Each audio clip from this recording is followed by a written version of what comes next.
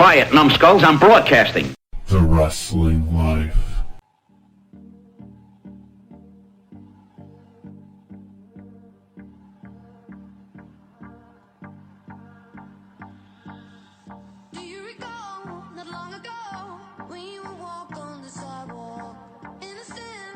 Hey everybody, it's The Wrestling Life. It's episode 264. It is April 16, 2021. I'm Ethan. And I'm Liam. Liam, we actually really do have so much to talk about this week. That's right. And so many things we can't talk about right here on the first and the only wrestling podcast. Well, we thought we had a packed show before WWE started releasing talent today. And then WWE, on the 1 year anniversary of releasing a bunch of talent, released a bunch of talent. So there's even more to discuss this week. But let's go chronologically, I guess. WrestleMania, Hall of Fame. Hall of Fame were pretty much nothing shows, so we don't need to get into that. NXT TakeOver last week, 2-night TakeOver.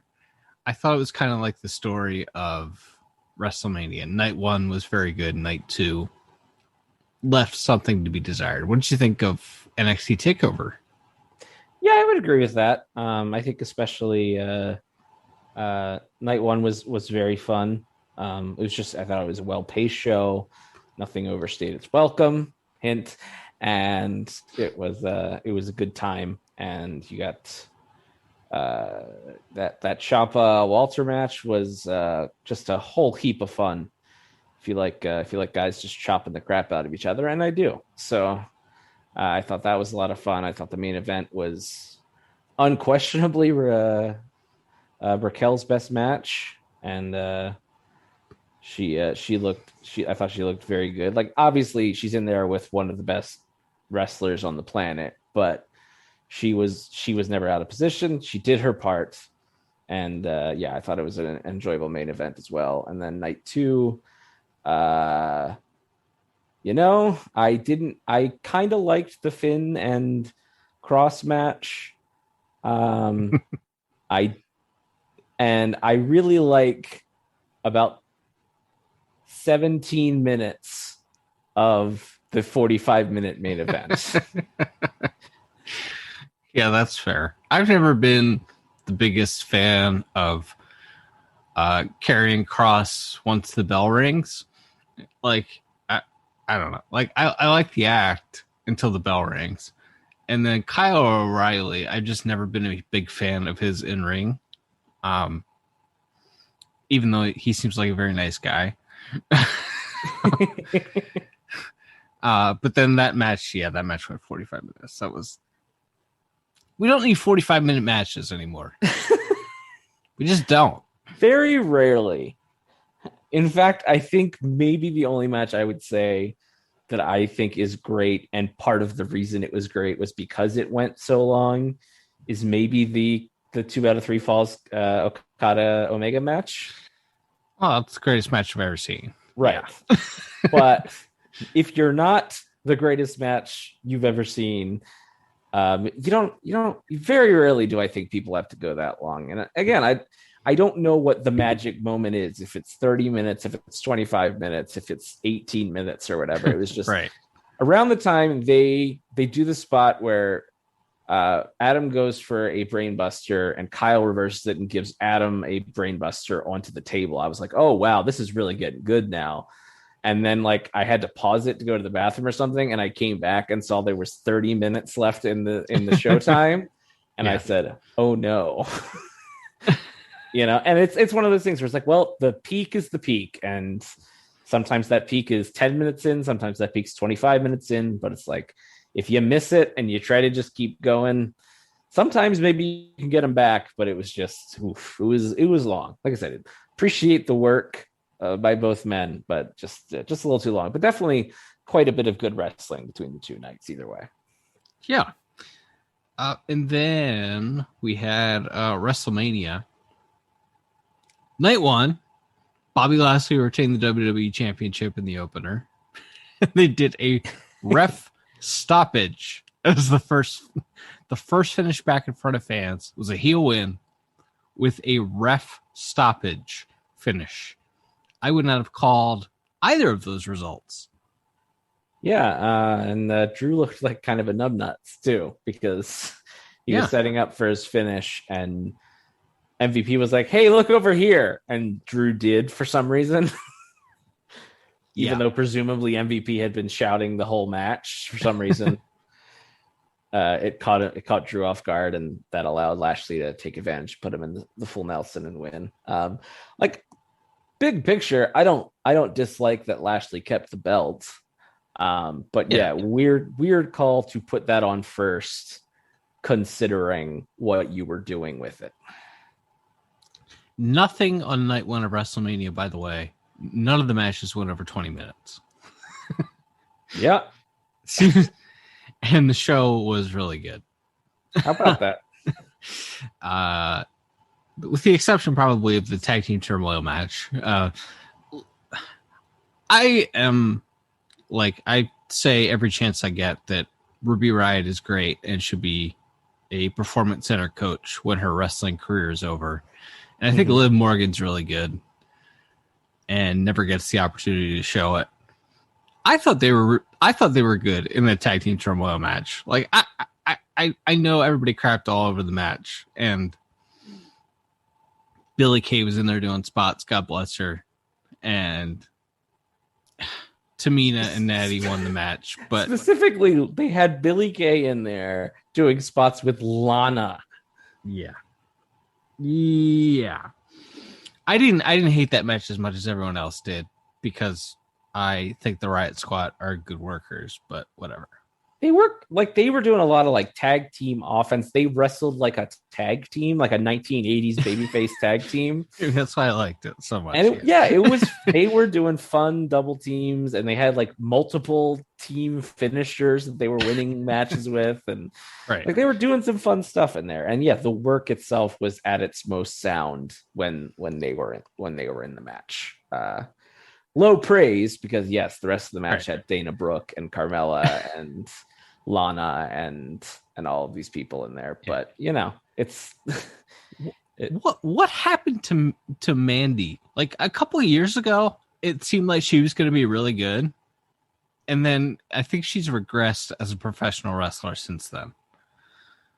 Yeah, I mean, it's one of those things where I don't know what to say other than that maybe she should quit and go work other places, because if she's happy at the level she is, she should stay put.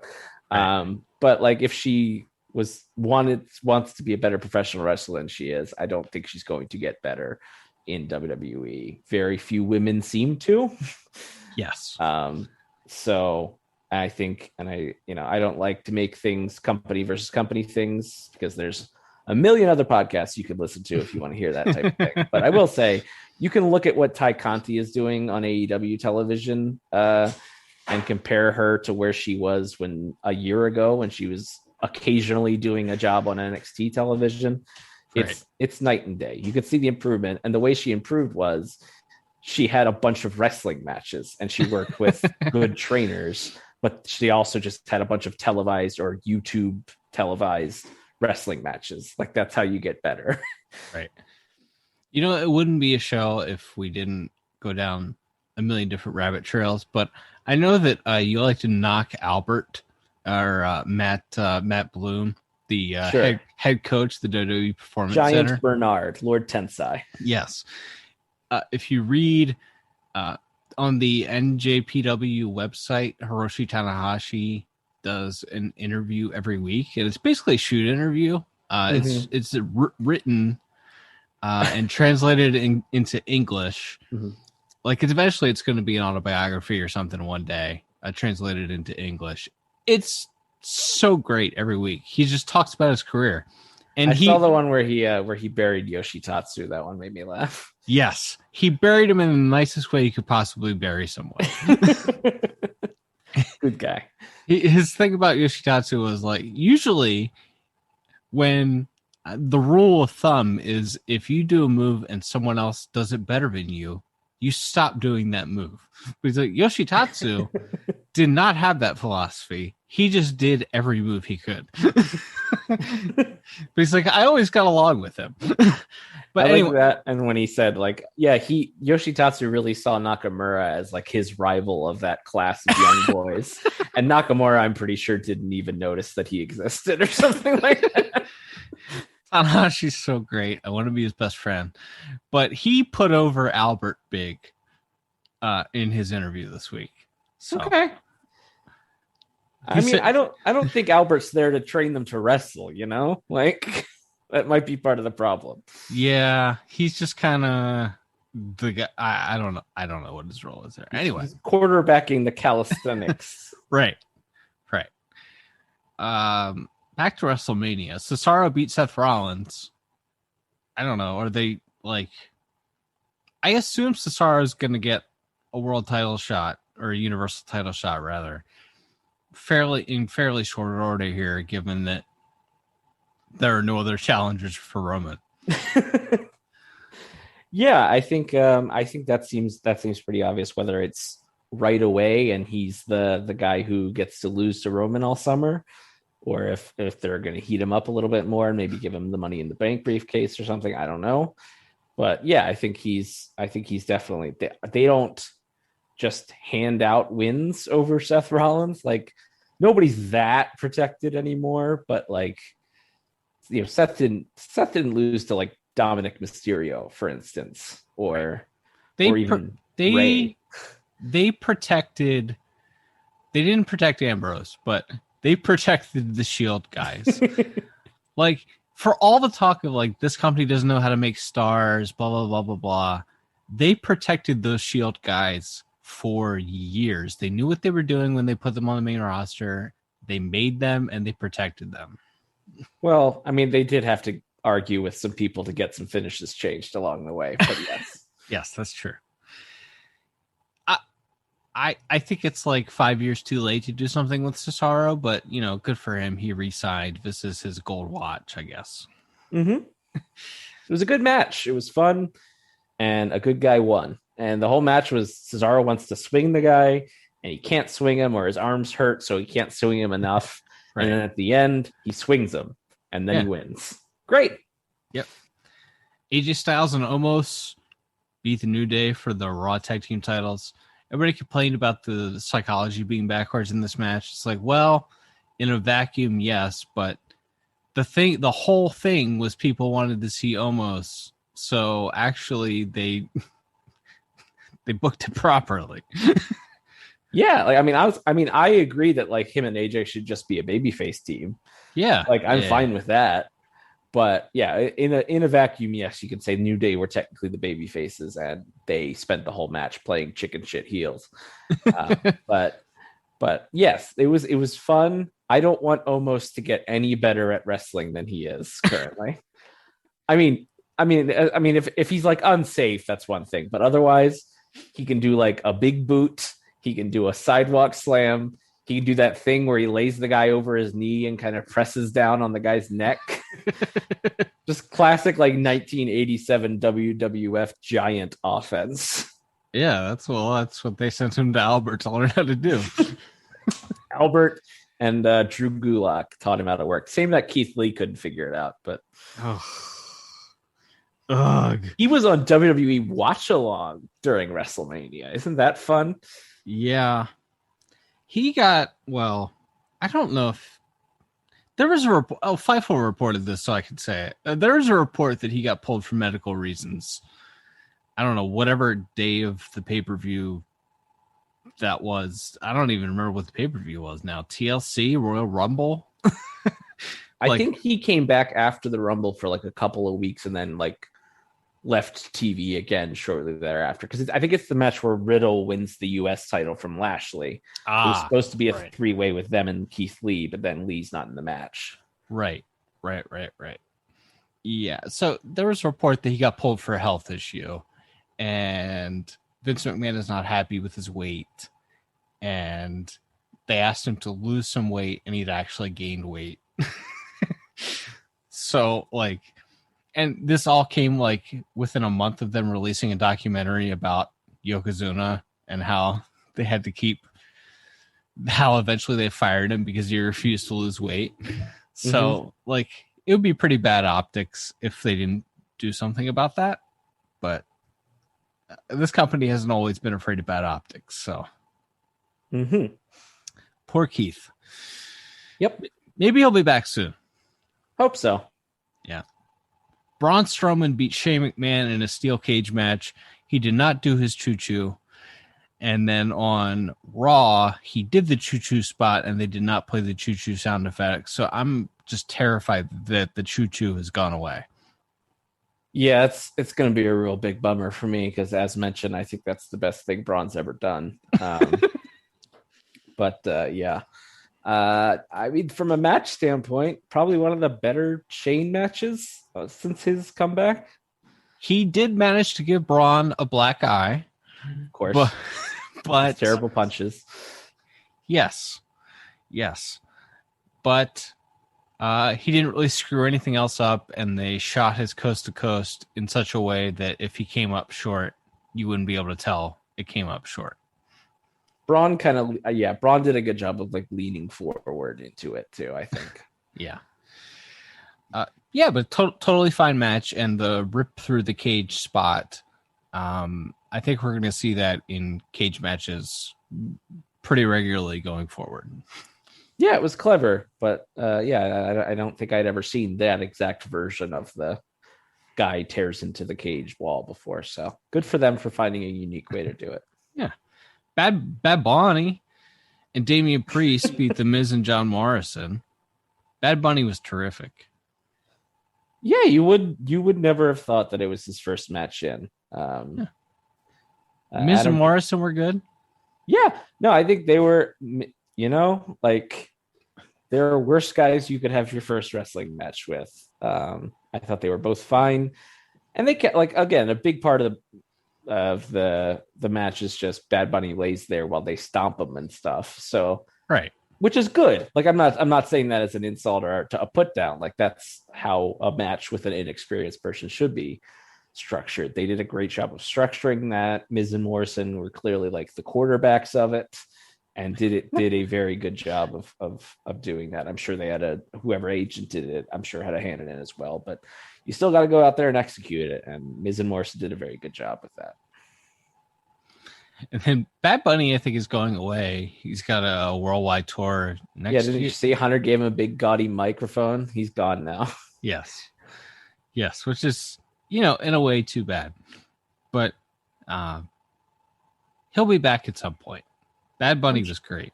I should hate Bad Bunny on paper, but like, how can you hate a guy who respected the craft, worked at the craft, and was good in pretty much everything he did except his musical performance? Yeah, that style of music is not one that I've seen that translates well to live performance. But clearly, obviously, he's a huge fan, and he came in there with respect, and he did it. Clearly worked very hard, and a lesson to perhaps people on other television shows: wasn't afraid to cover up his physique. Yeah. All good things that I think should be celebrated. All right. In the main event of WrestleMania Night 1, Bianca Belair beat Sasha Banks for the SmackDown Women's Championship. I could talk about this match for 6 months. What'd you think of it? I thought it was great. I actually watched it twice because I missed most of WrestleMania live. And I didn't want to wait up for the replay to go on. Because Peacock, you can't rewind or start from the beginning on a live thing on Peacock. So I watched the main event live. I think I came in like I only ended up missing maybe the first 2 minutes of the match. I found out when I rewatched it, but so I came in late. I saw the majority of the match the first night, really liked it. Watched it a second time, liked it even more, I think. The thing that really stood out to me, and it all builds to, obviously it builds to the finish. The finish is Bianca finally, after, I don't think she's done it on the main roster, or at least not recently, but she used the hair whip. Yeah. and it made this loud, dramatic sound. And maybe it was a sound effect. I don't care. It was awesome either way. Yeah. And she hits her finish and wins. And the way they said, and if you said that on paper, you go, well, that's kind of a heel move, right? That's kind of a weapon. It's like, yeah, it's part of her gear technically, but like that's like using your wrist tape to choke somebody or something. Right. But they were smart. And I believe this was obviously Sasha and Bianca, and also I believe TJ Wilson was the agent. Yeah. So what they did is throughout the entire match, starting with like very early on, Sasha keeps using Bianca's ponytail against her. Yes. Like repeatedly, like grabbing it and pulling it or using it to like get, she uses it to like help lock in a bank statement at one point. At one point, she like grabs it so where she can go up and do like her lucha arm drag or whatever. She uses it like 3 or 4 times. She tries to pull her head first into the post at one point by it. Yes. So when Bianca finally has had enough and uses the hair whip and righteously beats the tar out of her with it, it's great. And it's not an underhanded or heelish tactic. It's someone who was trying to use her own stuff against her, getting their comeuppance. And it's great. And that's why I think I liked it more on the second try. But like, I don't like, it's hard because we're so close to it. I don't know, like, where does this go in the annals of like WrestleMania main events or any of that stuff? I don't know. I just know I watched it twice. I liked it more the second time I watched it. So it was pretty darn good. And I can count on probably one hand the amount of matches I've gone back to in the quote unquote pandemic era to watch more than once. And this is one of them. So that means something. It was so great. It was so great. They had so much pressure. Imagine the pressure that those two were under. You're main eventing the first show with fans. Yeah. And they delivered. Like Bianca was openly crying in the ring before the match started. It was incredible. Cannot say enough good things about this.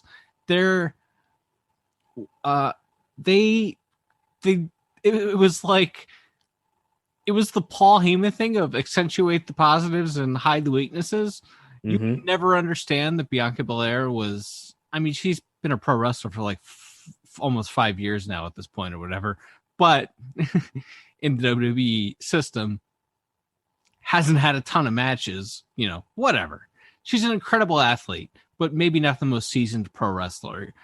And you would never know it because they only did things that she does well. Absolutely. Yeah. The whole match was built around Sasha.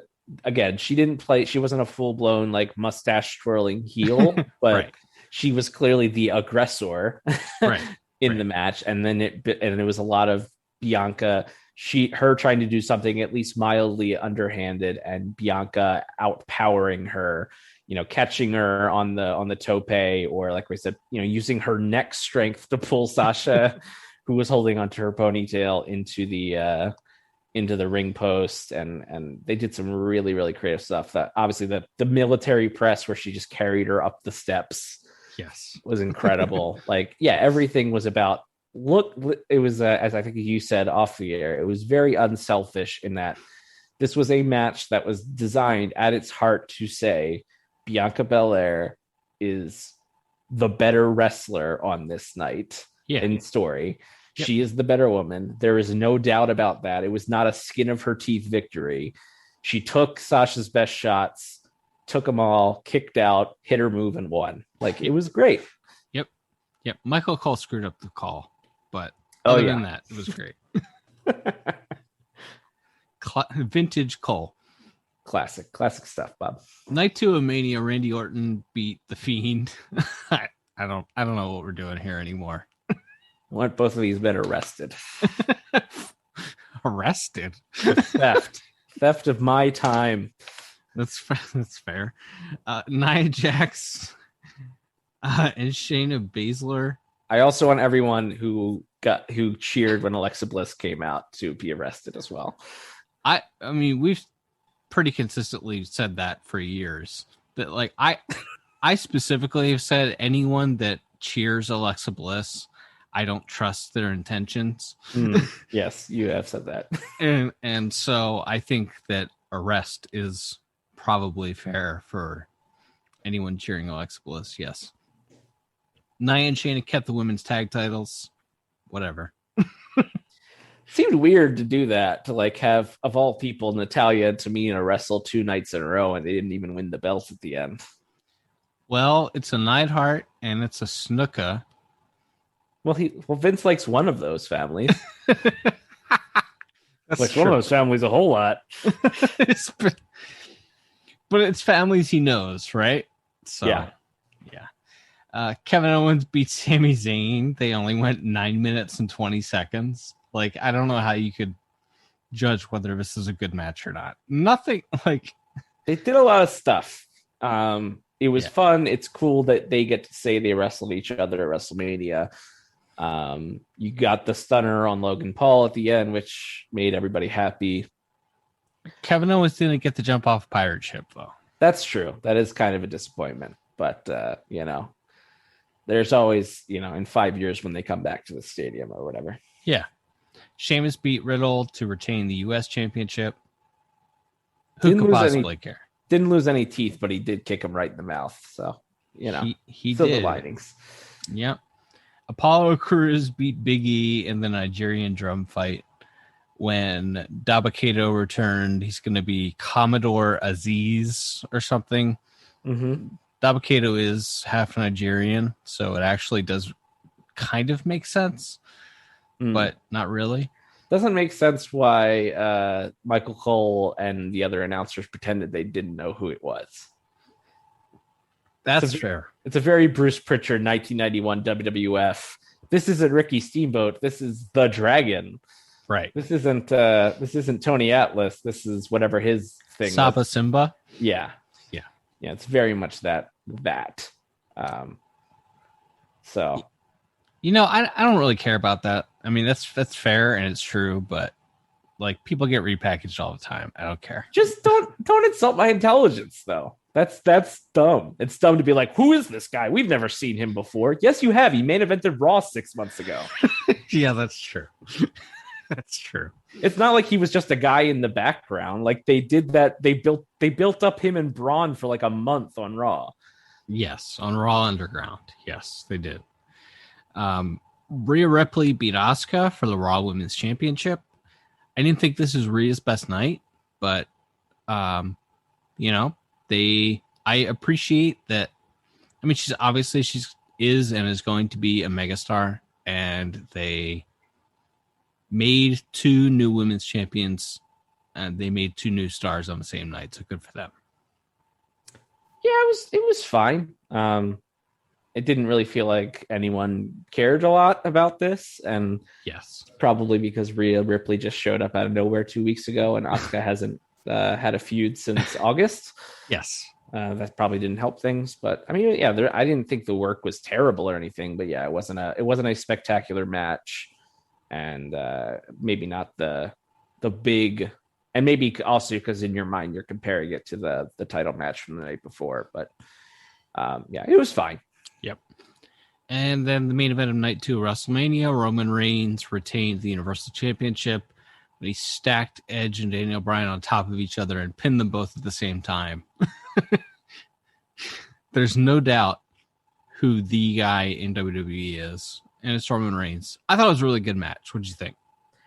Yeah, I thought it was good. The fears of Edge being booed were largely unfounded, as it turned out. Yes. Got by far the most positive reaction of any of these 3 guys in the match. Yes. And yeah, I thought it was a good match. I think the only thing I didn't like that Jay got involved in the finish, because we could see that on like any SmackDown.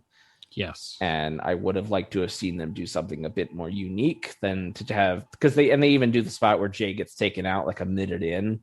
And I was like, well, maybe Jimmy's going to come back tonight, or maybe like Roman will just win, or they'll do something really creative, or one of the baby faces is going to win, or I guess Edge is a heel now too. But one of the other guys is going to win the title here or something. It's like, no, it's just Jay ran back out and helped Roman win, and then Roman hit the guys with chairs and sacked them both on top of each other and pinned them. Yeah, I mean, I guess you can, assuming Edge is sticking around, I guess you can spin him and Bryan off into a feud, which sounds all right. Yeah. And then, yeah, you move Roman into a program with, well, obviously Cesaro would be the obvious one.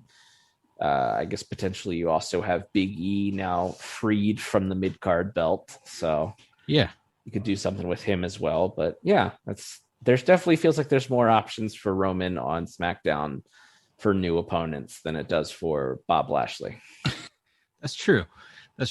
Yeah. So then on Raw, they set up Lashley's next challenger, and it's Drew McIntyre again. The man he submitted in the middle of the ring the night before. Yeah. Like on paper, the booking of the main event of Raw made sense. It's like Randy Orton won at WrestleMania, Braun Strowman won at WrestleMania, and then Drew did not win at WrestleMania, but is like a big star and a former champion. So they put all those three guys in a three-way with the winner getting Lashley next, and Drew won it. So on paper, it made sense, I guess. But I think I would have had Braun win. Like, I think you can go back to Drew later if you really want to, but then I did also have the thought in my head that this is that they might be doing another draft or something soon. I have no proof of this or anything, but I was just like, the way they beat Drew was so sound that I was like, are they sending him to SmackDown? Because they do that. Like, they do this weird thing where they treat it like the guy's leaving the territory. right. And he does like a big clean job on his way to the other show for some reason. Yes. Except for Triple H, he never did for some reason. Right. Yeah, weird. But everybody else tended to do some kind of clean job on their way out to the other show. So I honestly thought, I don't know if they're going to do a trade or something, but I thought maybe they'll send Drew to SmackDown and he'll be like the summer feud for Roman, and they'll send Bryan or somebody to Raw. I don't know, but I was like, I felt like that was such a sound beating that it was. But again, then they just booked the rematch the next night anyway. So I was like, well, maybe none of that's happening, and they just don't know what else to do. Yeah, it could be any number of 1,000 things, really. But this week's NXT on Tuesday, it was only up 4% overall in viewers, but I guess it was up pretty significantly in the demo, like 70% or something like that. So I guess good for NXT. Yeah, no, I think generally everybody knew that NXT would do better away from AEW and vice versa. Obviously, that was kind of the point of them putting the show on Wednesdays and rushing it to get on the air before AEW got there. Yeah. So early that they had to air 1 hour on the network for the first 3 weeks because Suits was still airing. Right. But I think it'll be better for both companies going forward. But yeah, like I thought the NXT show, neither show, and we'll get to AEW in a little bit here, but like neither show tried to do like a big bombastic show, and maybe because they felt they didn't have to, right? Which is also good, I think, in the long term for both shows. Yes, this is not a real wrestling war, so you don't have to book it like 1997 Nitro and Raw. I agree. That's totally fine. AEW did 1.2 million viewers, which is like the second biggest number they've ever done. The biggest number since the debut episode. I thought they'd be up a little bit. I didn't think they would do their second best number ever. And obviously that doesn't include people that have DVR'd the show and not watched it yet. Wow. Wow. If you're WWE, you probably are not thrilled that you had to move your show to Tuesday at this point. Man, if Hunter could not fall further from God's grace in Vince's eyes than he already had after getting demoted last year or whatever. Right. And Vince bringing back all of his cronies to replace all of Hunter's cronies. Right. Bruce Pritchard, Johnny Ace. Right. Like out go the Road Dogs and the Ryan Wards. They're all gone. And yeah, Johnny Ace and Road Dog and Michael Hayes are back in full force running the shows. Right. Right. Yeah. AEW as a show. I saw the first roughly hour and a half, and I know you watched the whole thing. What'd you think of it? I thought it was a good show. It wasn't great. There's still it wasn't great. There are still things that frustrate me about them, but it's also kind of the thing where, like, you and I don't talk about like WWE's camera cuts or like Raw being too long or like the Fiend being crap too often, unless we have like a unique thing to say about one of those things, right? Because we say it every week. And that's kind of where I am with AEW most weeks, is like the problems are the same problems you and I have probably been talking about on this show and off the show for going on 18 months now, or however long they've been on television. Right. Like many people, overbooked, absolutely, too many run-ins, agreed, underexplained angles, agreed. Yeah, those are all the problems. Like if looking for positives, like the Bucks are way better as heels. They and Pac and Ray Phoenix had a tremendous match, I thought. I liked Anthony Ogogo winning with a body shot that rolled, and people that didn't like it are wrong. All right. And I liked the main event between Darby Allin and Matt Hardy. Wasn't like an all-time great match, and as mentioned, there were 87 run-ins. It's funny because while I was watching the show, I messaged you and said, hey, there's like been very little run-ins. Like, it's a lot of times like the guy, whoever wins the match just wins, and that's the end. They didn't immediately, there weren't 85 post-match attacks this week. And then turns out it's because they were saving them all for the main event. It's like the entire Hardy crew, all of the Dark Order, Sting, the ghost of Buddy Rogers, like every wrestler came out to make a run in during Darby Allin versus Matt Hardy.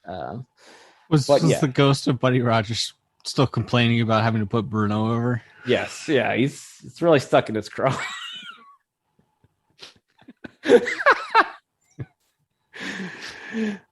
But yeah, like I said, I think there were more positives than negatives this week on that show. They still don't really seem to, unless it's Moxley again, they don't seem to be building any challengers for Kenny. Yeah, I couldn't tell you who he's fighting next for the title. It's like, okay, maybe Christian in a little bit. And then I think everyone assumes down the line the payoff is Hangman. Right. But that, I would assume Hangman's maybe the August pay-per-view. And you got a lot of time between now and then. And you got a May pay-per-view. Right. And it's like, well, he's already beaten Phoenix on TV, who would probably have been my first choice. Ray Phoenix should be the world champion of every company. Yeah, I agree. He should be the belt collector. He's the best wrestler on the planet right now. It doesn't seem close. Like when he tagged into that match last night, like Pac is great. Yeah. And Nick Jackson is great. And Matt Jackson's pretty darn good. Yeah. And then he got in there and you're like, my God. Like, he is the way he can do his style of wrestling. No one can touch him. No, it's like when Kenny Omega won in the Observer Awards for like most outstanding wrestler. I'm like, do you guys watch the show that Ray Phoenix? He's on the same show as Ray Phoenix. It's like, do you watch Ray Phoenix? Right. Yeah. The only thing is, can Ray Phoenix, will his body hold up for another, decade of this or whatever? We'll find out. But yeah, he's determined to break his tailbone. Oh yeah, for sure. He takes a lot of really stupid bumps and like flies out of control over the guardrail. Jumps onto like the president of AAA's widow and things like that. He rules. This is Pena. Ay. All right. Then WWE released a bunch of people on Thursday this week. They released Samoa Joe, Billy Kay, Peyton Royce, Mickey James, Chelsea Green, Tucker, Kalisto, Mojo Rawley, Bo Dallas, and Wesley Blake. One at a time here. Wesley Blake, good riddance. I mean, it's not his fault that Jackson Riker ruined his spot on SmackDown, or that Steve Cutler got himself fired for having a COVID party. But like, Riker's the only guy who's still employed of those three. Yeah, because he's big. He ain't that big. I don't get what that. other explanation do you have? I don't have a good one. It's just like he stands next to. He looks like Elias's little cousin or something, standing next to Elias, and it's like he's the worst of those three. If there's ever been a guy who's just a guy, it's freaking Jackson Riker. He's terrible. He ain't all that impressive looking. I don't know how he's the last man standing there. I don't know, but he is. He is. Bo Dallas, Liv Morgan's boyfriend. He hasn't wrestled in a couple of years. I was going to say he's the Colognes / JTG of this cycle. Probably went the longest between television appearance and release of anyone on this list. Yes. Mojo Rawley hadn't wrestled since June 2020. Yeah, it was one of those guys. I know you were never a fan. In fact, I would say I was going so far as to say you were the opposite of a fan of his. He was bad and dangerous in that he is a big, strong guy who could hurt you because by accident. Do you remember I was looking through old tweets of mine about Mojo Rawley today just to see. And do you remember when Jinder concussed Finn Balor on Raw? Yeah. I don't know if did he headbutt him or something? Like he elbowed him really hard right in the face. Okay, I remember the concussion. Yeah. Yeah, like Finn came off the ropes and Jinder just elbowed him right in the side of the head. Yeah. It was very blatant and dumb. So the punishment for Jinder was they put him in the ring with Mojo on SmackDown and Mojo beat the tar out of him. Yikes. That might be I liked Mojo Rawley in that he was a vehicle for my fandom of Zack Ryder to get Zack Ryder on TV when they were a tag team. And sure. once they broke up, I had no use for Mojo Rawley. I know Sean Sapp said he's a very nice guy and sent a letter to his Sean's wife's class teaches disabled children. He sent a video in. So seems like a great guy. I'm sure all of these people are nice people. But yeah, I am not shocked that Mojo was fired, nor do I think it's a tremendous loss to the company. Yeah. He was very popular with most of the talent. He seems like he seems like a good guy, but it sucks for him that they started pushing him again when Gronk signed, and then the second Gronk left, they took it out on him. Yes. That's not fair. That's nothing he did. Right. Yeah, he pretty much hasn't been seen since. Kalisto, no surprise. Sasha's friend. Yeah. Yeah. Yeah, I'm not. Most of these, I would say, with a couple of exceptions, are not surprising this time. In that, this is more the traditional WWE firings or Black Thursdays. In that, it's a bunch of people who are most not on TV or weren't being used or were there to do jobs on main event or whatever. Right. Yeah. Yeah. Kalisto was pushed several years ago. Has not been in a long time. Not surprising in that regard. Tucker, hey Tucky. Feel bad for Tucky. The guy did nothing wrong. They broke him up with Otis for no good reason. Gave him nothing afterwards. Poor guy. He literally never appeared on the show again. He did. He had 2 matches after. They did a match. I feel like with Otis maybe or something. Maybe. Because he had gear that had whatever his old character's name was on it still, because they didn't tell him he was wrestling that day, so he only had his old gear. Oh, wow. Okay, yeah. It was crappy. It was really bad, yeah. But he posted a picture of himself on a golf course smoking a joint today. Good for him. Chelsea Green, Zack Ryder's wife, got released. Fiance. Whatever. She was hype bro and his fiance gone in the same day. She was just snake bitten on this run. Well, it's interesting because she was injured constantly for about the last year. Right. But they also did nothing with her for the year prior when she was just sitting in Florida. Right. So it's like they waited too long and there was well, maybe she's not going to go to NXT at all. Maybe she's going to go right to the main roster. She showed up on Raw and I think did a job to Charlotte. And then they sent her to NXT and she did the stuff with Robert Stone for a couple months. Right. And then she was off TV again. And it was all right, she's coming up. She made her debut in that SmackDown match and immediately got hurt. And it's yeah, not all of it her fault, but a couple of injuries and general maybe not sure what they wanted to do with her. And yeah, one that you kind of understand why they were just we don't know what we're going to do with her. Plus she got injured, which is a heinous crime. So right. Be gone. There's a cruel reality to this business in that not everyone is physically cut out for it. And if you've broken your wrist twice, unfortunately, maybe physically your body cannot stand up to the rigors of being a professional wrestler. I think she did stunt work before wrestling, though. Well, okay. Well, maybe because she did stunt work, she's now broken her wrist in wrestling twice. Yeah. Yeah. I don't know. Not trying to blame her for getting hurt. Sounds like you are. I'm trying to injury shame her.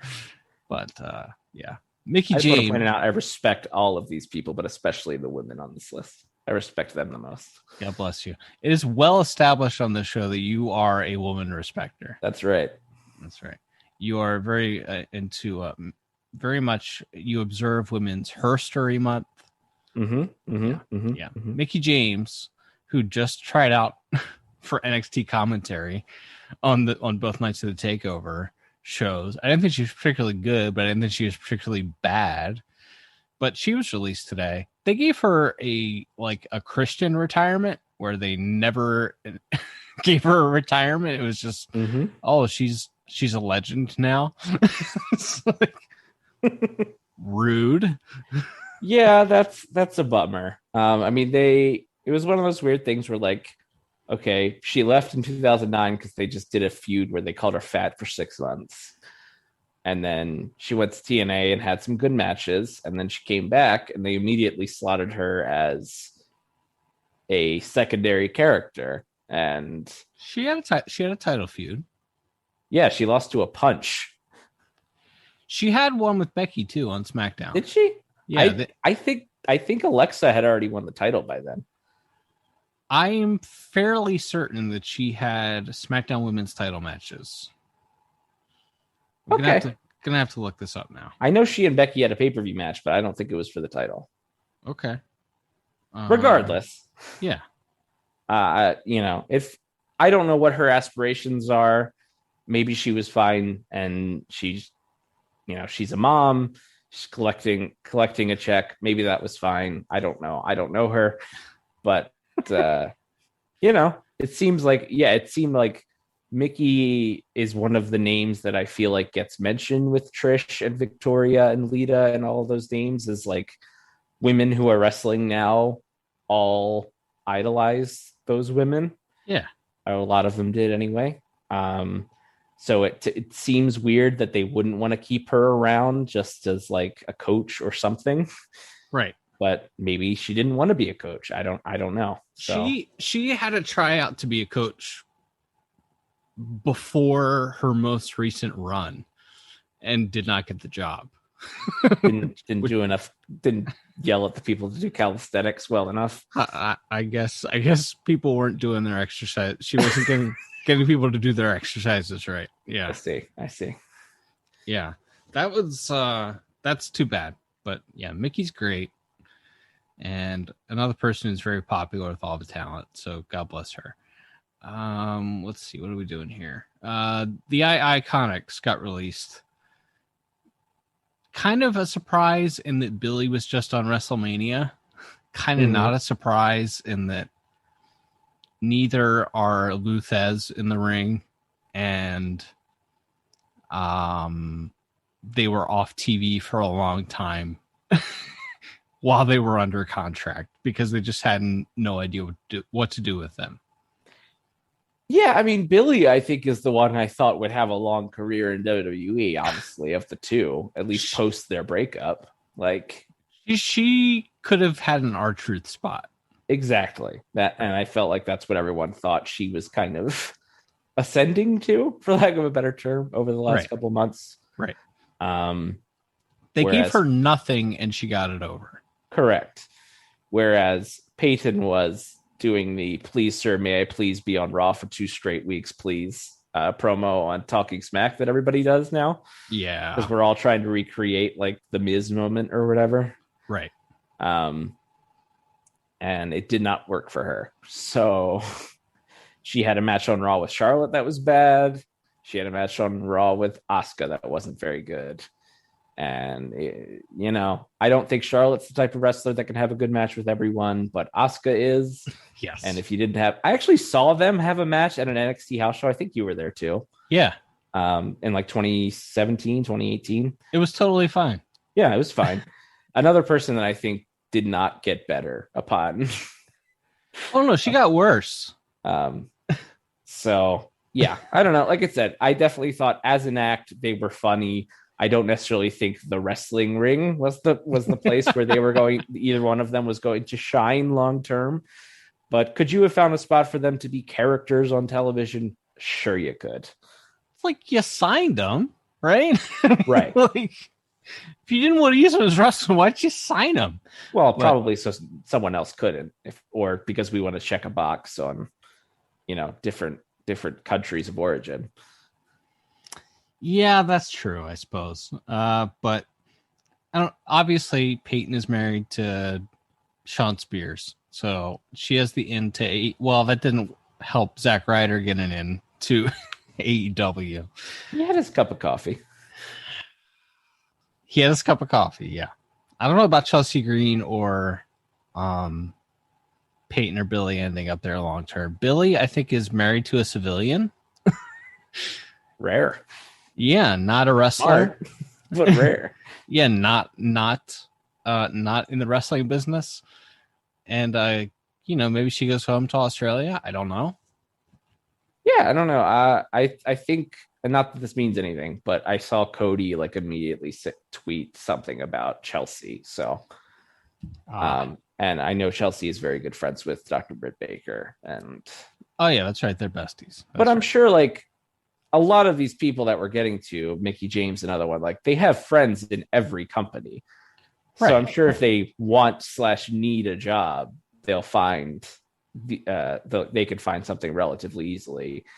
Whereas someone like a Billy Kay or a Peyton, who was mostly a WWE lifer up to this point and didn't work necessarily a ton of indies with the AEW or Impact crews, is maybe not. I don't know that they're going to have a harder time, but they don't have an immediate like personal connection with people that could get them a job. Right. And then Samoa Joe's the other one. Like, he just got taken off the Raw announce team. He was also on WrestleMania as a commentator. Wearing a poncho. Yes, he was. We gotta talk about the new Raw guy, by the way, Ed Nunberg. But Joe, I think it was pretty clear that they weren't going to use him as a wrestler anymore. And I thought they liked him on commentary. I thought he was good on commentary for the most part. But I guess they just decided maybe he was making too much money. Yeah, Joe's a guy that I would think, both for selfish, keep him away from other company reasons. Yeah. And also for he's an invaluable resource of both from a work standpoint and a promo standpoint. I know for years Cody has talked about how he doesn't understand why nobody does promo class after Dusty died. Right. Like they didn't hire Foley for that. They didn't hire, they didn't send anybody, like any of these people they could have picked to send down there. They never did. And he didn't understand why. And like Joe would be, to me, is like Joe's a perfect guy for that role because he was a guy that was a good promo before he came to WWE, but also was very good at WWE promos, which is not the same thing. Yes, agreed. So having a guy who is a good traditional pro wrestling promo, but also knows how to work within that WWE system, I was like, that seems like such an invaluable resource. You'd think you'd want to keep him on just for like some sort of teacher role, but again, maybe not at the price tag he was currently sitting at. So of that group, maybe the Iconics end up together somewhere. Maybe Joe ends up somewhere.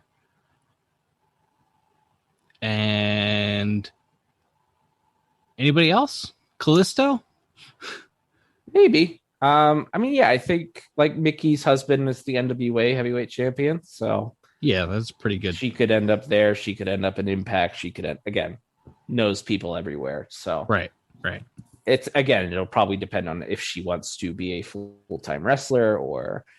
I think Serena Deeb was like already working as an agent in AEW, as well as wrestling on the show. So they might. I don't know if they're looking for more like female agent types in their company, but obviously she seems like someone that it would be worth kicking the tires on for that at the very least. And for her, I'm sure it's appealing to like, okay, I have a family at home now. I can go down to Florida 2 days every 2 weeks. Mm-hmm. Right. Yeah. Like that schedule, at least that schedule right now seems pretty appealing. But I was gonna say, you think all those guys that they ran on the house show, they're like, this is BS. I have to work a Friday night. Right. This is horse crap. Right. Adnan Virk is the new play-by-play voice of Raw. I didn't think he had a particularly strong night, but I didn't think he was as bad maybe as he could have been. There are definitely major Mike Adamle vibes. He sounded so surprised by everything. Like when the Viking Raiders came out, he's like, wow, he's got like a long hair and a beard. And he's doing a back handspring. Wow, that's cool. Like he just seemed like a guy who had never watched professional wrestling before, calling a professional wrestling match.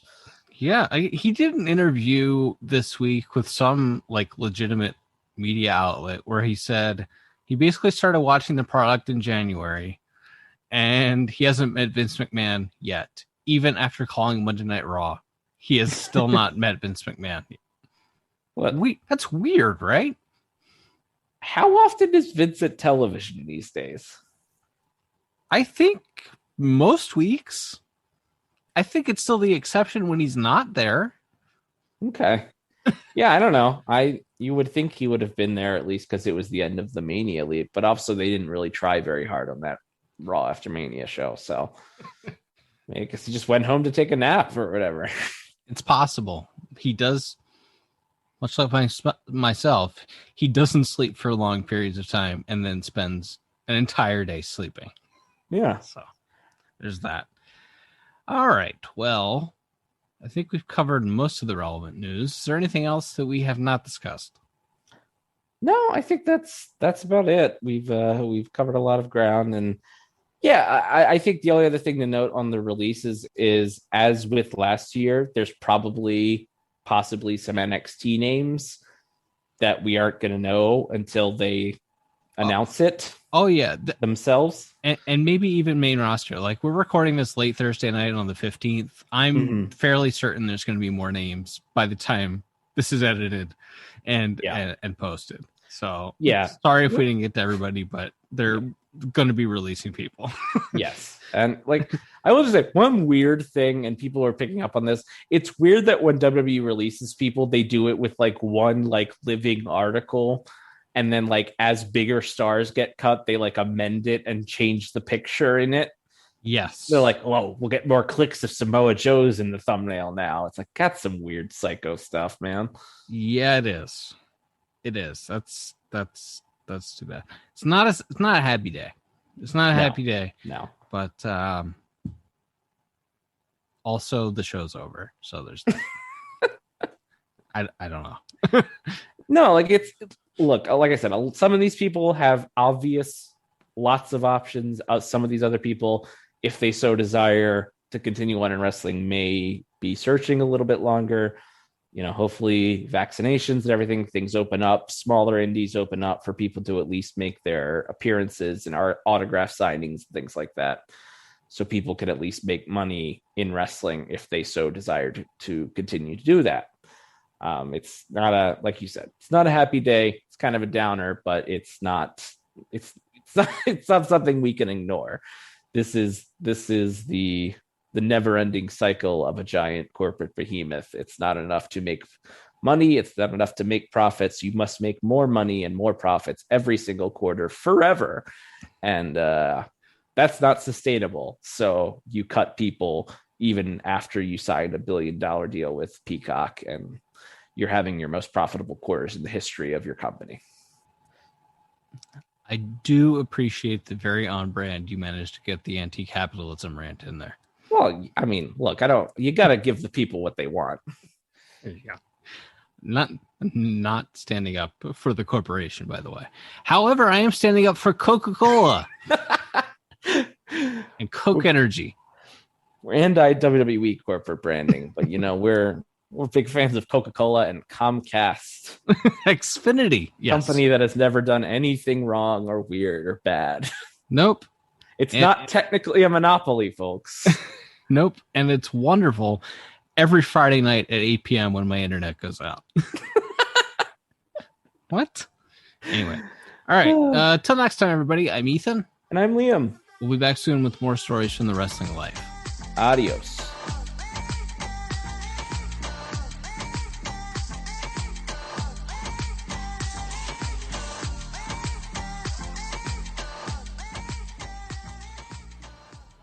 Thanks for listening. Don't forget to leave us a 5-star review on Apple Podcasts. Now, here are this week's bonus features.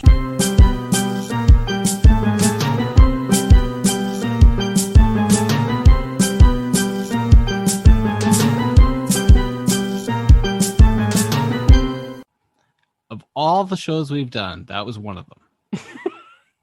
Felt long. Yeah, we talked over an hour. Well, I mean, there was a lot. Yeah. As it's not just a gimmick. Sometimes there actually is so much to talk about. Yeah, that's true. All right, pal. Well, hang in there. Keep on keeping on. Yep. All right. Love you, dude. Love you. Bye. How's it going? Sure. Did you get your shot today? I did, in fact, get my shot. The microchips are flowing through my bloodstream now. Nice. Because the government cares what Joe Average does. It's so, like, on one hand, I'm like, those people probably they must lead very exciting lives. But it's always like big tech is after you. And I'm like, uh-huh. And it's like, they're using you. And I'm like, uh-huh. And then they're like, because they're putting microchips in your blood to control your brain. I was like, no, they just want your data so they can sell it to other tech companies who will sell it to credit card companies. Like, it's just right. It's like, yes, you're right. None of those people are our friends. It's just like they're always like there's always a point where it turns into like microchips and mind control. It's like, no, they just want to influence what we buy, right, and sell information about what we buy and what we say to companies that want to sell us stuff. Like, that's most of what it is. Yeah. Yes, it's capitalism. Mm-hmm. But yeah. There it is. The ASMR portion of this. Coke Energy. Yes. ASMR. TWL's ASMR. Brought to you by Coke Energy. I didn't expect 46 people to get released from WWE today. Uh-huh. Yeah, that was I was like, well, it's kind of going to be a packed show with WrestleMania to break down and NXT and whatever other stuff we get up to. And it's like, oh. And then literally to the day of last year's big firing, they fired all these people. Right. Yes. It's not even like, oh, it's the Wednesday after Mania every year. It's like, no, they waited until Thursday this week. Right. To do it. That's some supremely psycho stuff. I try to keep on keeping on.